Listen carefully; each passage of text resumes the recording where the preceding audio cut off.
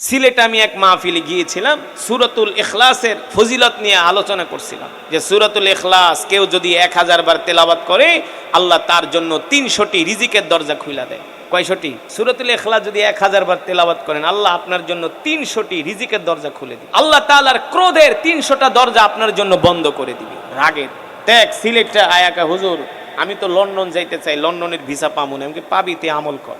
তো সে তসবি কিনা প্রতিদিন 1000 বার করে নাকি সূরা ইখলাস পড়ছে। আমি 6 মাস পরে গেলাম, হুজুর তুমি খিতা খইলা, লন্ডনের ভিসা তো হইল না, তুমি খিতা ওয়াজ কইরা গেলা। আমার ওপর খুব রাগ, লন্ডনের ভিসা তো হইল না রে বা, খিতা খয়া গেলা। আমি বলছি তুমি কি সূরাটা নিয়মিত পড়েছো 1000? তুমি একটা কথা কইলা রাত্রে না ঘুমায়া সারা রাত বাক্কা রাত, ওই দেশের ভাষায় বাক্কা রাত আমি সূরা ইখলাস পড়ছি, ভিসা তো আমার হয় নাই। আমি বলি তুমি তো পড়ছো সূরা ইখলাস, ঠিক মতো নামাজ পড়ছিলা? ফজরের নামাজ পড়ছিলা? পাশ থেকে আর চাচাতো ভাই কয় হুজুর একদিনও ফজরের নামাজ পড়ে নাই, একদিনও ফজরের নামাজ পড়ে নাই।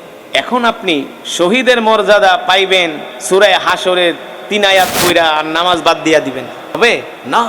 আগে নামাজ, আগে নামাজ, তারপরে অন্য কাজ। ঠিক কিনা বলেন?